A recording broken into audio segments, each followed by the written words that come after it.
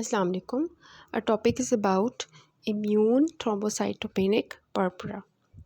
उसका scenario discuss करते हैं, केस डिस्कस करते हैं फर्स्ट ऑफ ऑल. तो लेट्स सी किस तरह से हम इसको डायग्नोज करेंगे.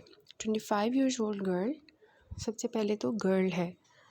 तो यहाँ से आपको एक चीज़ क्लियर होनी चाहिए कि जो हमारा ये वाली डिज़ीज़ होगी, ये वाली जो हम पढ़ने लगे हैं, ये ज़्यादातर फीमेल्स में कॉमन है. इसके 3 सिनेरियोज़ हैं आपके पास और तीनों में आपको जो है वो फीमेल दिखाई दे रही है. Girl, female, women. ठीक है. और इसकी जो है वो 2 फॉर्म्स होती हैं. एक इसकी एक्यूट फॉर्म होती है और एक इसकी क्रॉनिक फॉर्म होती है.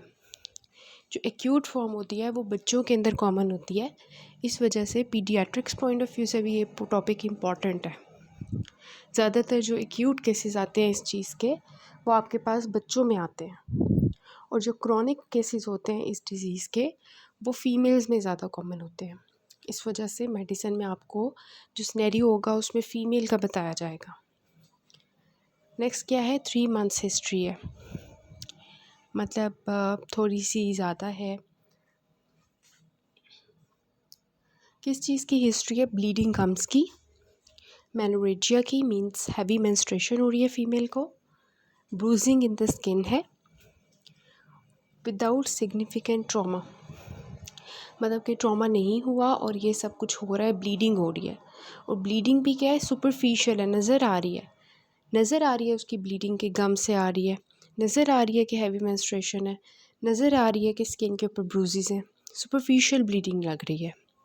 सो ऑलवेज़ रिमेंबर कि जो सुपरफिशियल ब्लीडिंग होती है, इट मीन्स दैट प्लेटलेट्स कम है बॉडी में. On physical examination, there is no palpable lymphadenopathy or splenomegaly. ये इन्होंने क्यों बताया कि कोई कैंसर नहीं है, स्प्लीनोमेगैली, लिम्फेडिनोपैथी नहीं है, मींस कोई ऐसी डिजीज़ नहीं है, लाइक लिम्फोमा नहीं है. क्योंकि लिम्फोमा में क्या होता है कि स्प्लीनोमेगैली, लिम्फेडिनोपैथी हो जाती है. या ये हो सकता है कोई हीमोलाइसिस हो रही हो बॉडी में, उसकी वजह से स्प्लीनोमेगैली हो गई हो, वो भी नहीं है. She doesn't complain of joint pain or skin rash or loss of hair.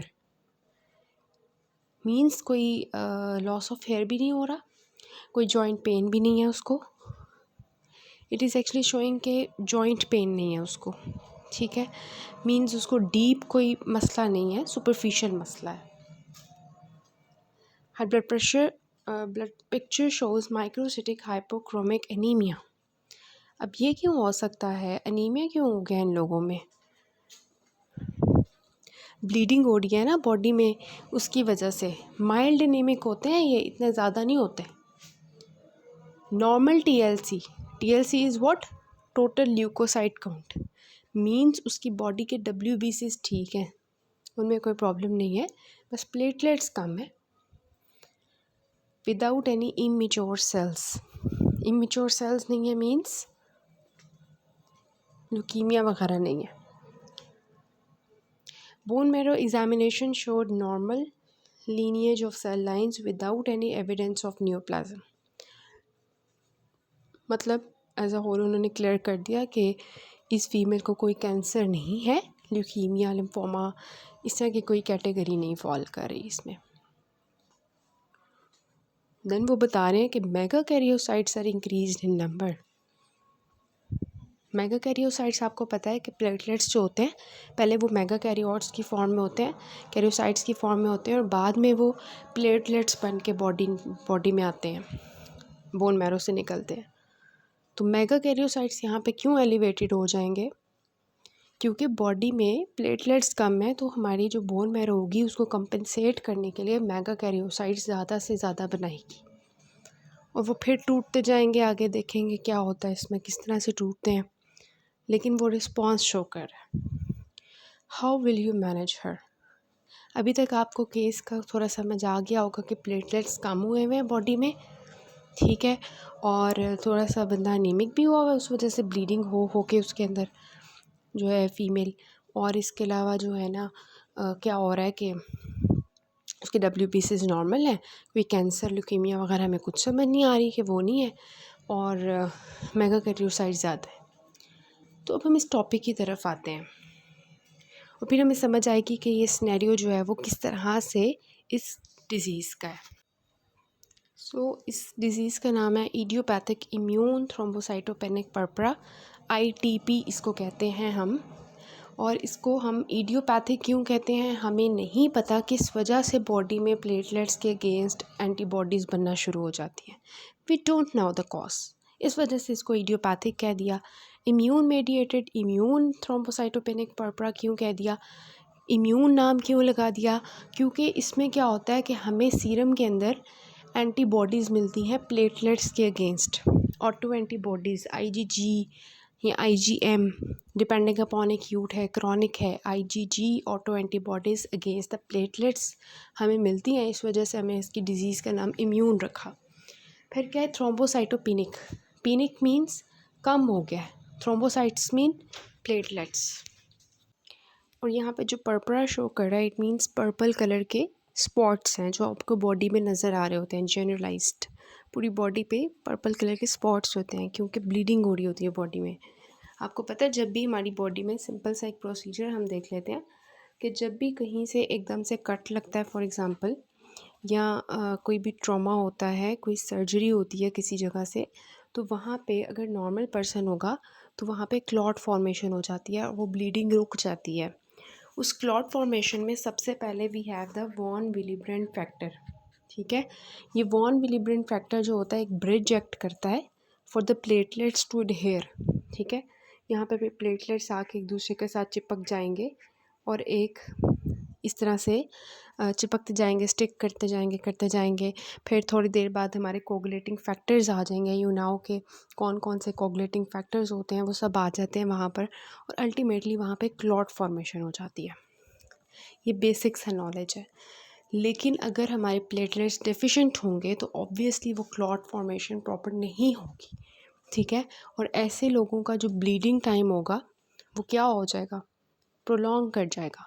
ठीक है, कि वो ब्लीडिंग जो नॉर्मल बंदे की 3 सेकंड में रुकनी थी, इन लोगों की जिनके अंदर प्लेटलेट्स नहीं है वो नहीं रुकेगी नहीं। ठीक है, बहुत टाइम लगा के रुकेगी, तो ब्लीडिंग टाइम प्रोलॉन्ग हो जाएगा। तो bleeding time is always used for platelets.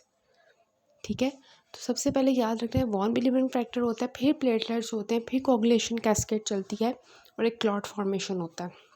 जब प्लेटलेट्स ही नहीं होंगे तो मसला वहाँ पे मेन आ जाएगा, कोगुलेटिंग फैक्टर्स ठीक होंगे तो ब्लीडिंग टाइम प्रोलॉन्ग करेगा। Always remember for the platelets bleeding time is prolonged. फिर हम बात करते हैं कि जो इसकी फॉर्म्स होती हैं, एक हमारी एक्यूट फॉर्म होती है और एक हमारे पास क्रॉनिक फॉर्म होती है। आई ऑलरेडी टोल्ड यू कि जो एक्यूट फॉर्म होती है it is common in children. ठीक है, और इसके अलावा जो मोस्ट केसेस एक्यूट के होते हैं बच्चों के अंदर वो वायरल इन्फेक्शन होता है। Almost always there is a history of viral infection. हमें वैसे कॉज का नहीं पता, लेकिन हमने कंसिडर किया हुआ है कि कोई वायरल इन्फेक्शन बच्चे को हुआ था, लाइक उसको कोई भी इन्फेक्शन हुआ था, एप्सिलॉन बार वायरस का हुआ था या रूबेला का हुआ था, जिसकी वजह से उसकी बॉडी में एक एंटीबॉडीज़ टाइप बन गई हैं अजीब किस्म की, जिन्होंने हमारी प्लेटलेट्स को जाके पकड़ लिया। ठीक है, सो this is actually the case for acute. Remember it is in the children and it is actually after the viral infection. ठीक है, उसके बाद हम बात करते हैं क्रॉनिक फॉर्म की। ये भी मैंने आपको बताया कि it is common in females में कॉमन होती है ये क्रॉनिक वाली। और मसला पता क्या होता है इसका, जो एक्यूट फॉर्म का है ये तो सेल्फ लिमिटेड हो जाती है, स्पॉन्टेनियसली बच्चे ठीक हो जाते हैं 6 महीनों के अंदर अंदर। लेकिन क्रॉनिक फॉर्म जो होती है इसकी जो स्पॉन्टेनियस रिमिशन होती है ना, ये ऐसा जितनी अच्छी नहीं होती। It means chronic form is actually जो है ना मसले वाली बात। ठीक है, इसके अलावा ये बात है कि जो क्रॉनिक फॉर्म होती है, एक्यूट का कॉज क्या था, वायरल इलनेस। जो क्रॉनिक है ना उसकी जो कॉज है दैट इज़ ऑटो इम्यून। ठीक है, हुआ क्या था कि हमारे जो प्लेटलेट्स होते हैं ना, ठीक है, उनको हमारे जो बॉडी है वो उनके अगेंस्ट एंटीबॉडीज़ बनाती है। और फिर क्या होता है कि जो स्प्लीन होती है ना, जब उसमें से वो प्लेटलेट्स पास हो रहे होते हैं, फॉर एग्जांपल हम कंसिडर कर लेते हैं दिस इज़ द प्लेटलेट, ठीक है, इसके अगेंस्ट ये एंटीबॉडीज़ बनी हुई हैं। अब होगा क्या, जब ये स्प्लीन है ना तो उसके पास ये प्लेटलेट जाएगा ना, तो वहाँ पे हमारे FC रिसेप्टर्स होते हैं, ठीक है, उनके साथ जाके ये प्लेटलेट्स मैक्रोफेजेस जो होते हैं इनको पकड़ के खाना शुरू कर देते हैं। FC रिसेप्टर्स के जो बाइंड होते हैं स्प्लिनिक मैक्रोफेजेस इनको पकड़ के खाना शुरू कर देते हैं प्लेटलेट्स को। तो वो समझते हैं ये बड़े मज़े का प्लेटलेट बन गया, इसके ऊपर बड़ी प्यारी प्यारी एंटीबॉडीज़ बनी हुई हैं, तो मैं इसको खा लेता हूँ। तो जो जो प्लेटलेट्स आते जाते हैं ना, ये स्प्लिनिक मैक्रोफेजेस खाते जाते हैं। मसला किधर है, एक तो ऑटो इम्यून एंटीबॉडीज़ बनी हुई हैं, दूसरा हमारी स्प्लीन के मैक्रोफेजेस खाते जा रहे हैं प्लेटलेट्स को, वो कम हो गए हैं बॉडी में, ठीक है। सो this is actually the case. अब हम एक ड्रग पढ़ेंगे जो कि हमारे इन मैक्रोफेजेस को FC रिसेप्टर्स जो हैं इनके अगेंस्ट काम करेगी, ठीक है, जिसकी वजह से ये नहीं हो पाएगा। तो दिस इज़ अ केस। अगर पैथोफिजियोलॉजी आती होगी so you can treat the patient, ठीक है। सो उसके बाद हम बात करते हैं क्लिनिकल फीचर्स की। तो ऑलवेज़ रिमेंबर, जैसे कि मैंने आपको पहले बताया कि जो प्लेटलेट्स हैं उनकी जो ब्लीडिंग होती है that is superficial bleeding. Superficial bleeding किस फॉर्म में, जैसे कि हमने डिस्कस किया, म्यूकोजल ब्लीडिंग होगी जिंजिवा से, आइस से, आइस के अंदर कंजक्टाइवल हैमरेज, ठीक है। और अगर हम इधर देखें जिंजिवा, उनके अंदर जो होगा, इसके अलावा पर्परा होगा, एकामोसिस होगी, नाक से खून आ रहा होगा, एपिस्टेक्सिस हो रही होगी, मेनोरेजिया होगा, हेमोप्टिसिस होगी, मींस GIT ब्लीडिंग होगी।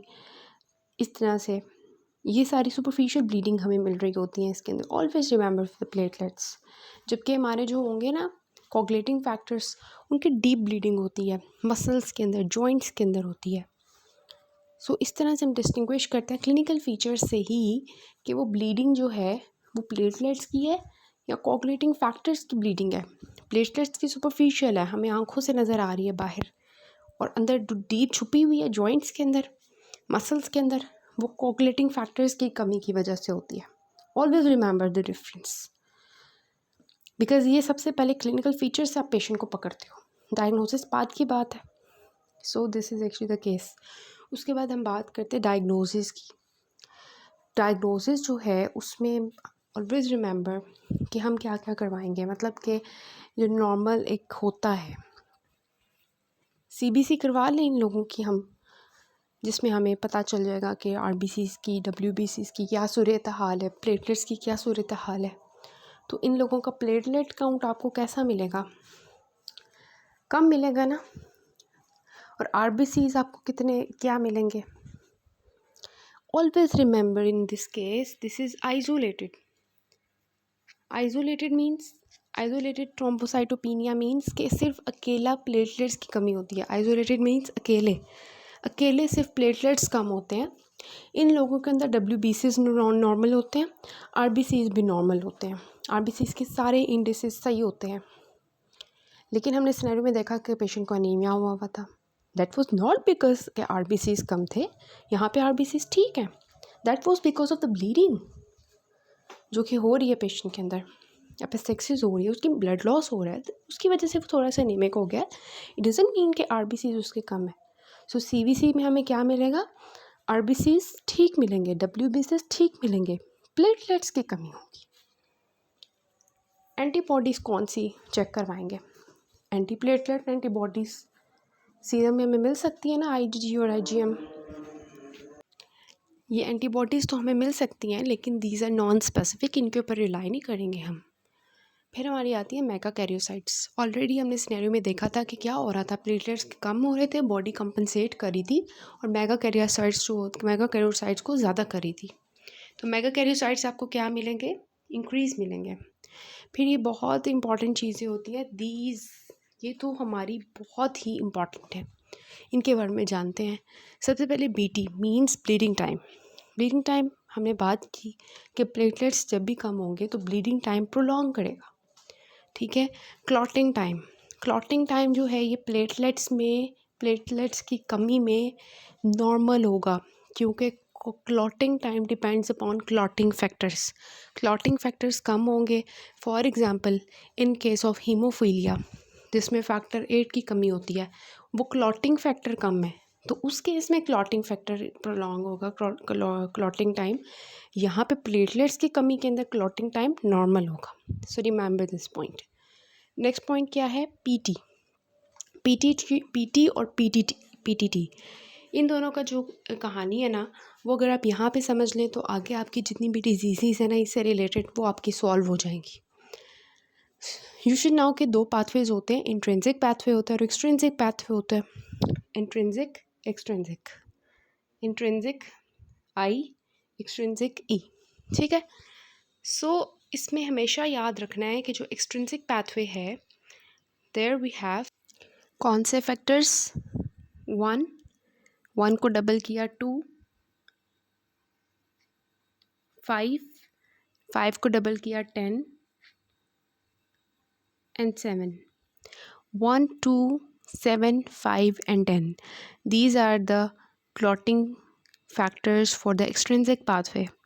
और बाकी जितने भी clotting factors हैं जिनमें आ जाते हैं, वी हैव द 12 11 10 9, वो सब कहाँ पे चले जाएंगे ऑटोमेटिकली, ऑपोजिट साइड पे, जो कि we have the intrinsic pathway.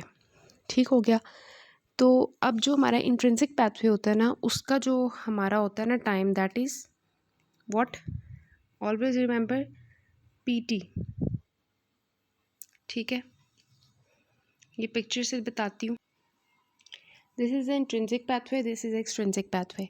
Extrinsic pathway की बात कर ली हमने कि इसमें we have the factor 2 which is tissue factor, we have the factor 1, okay, we have the factor 5 here, we have the factor 10 here, 1 2 5 10 और ये दरम्यान में 7 आ जाता है।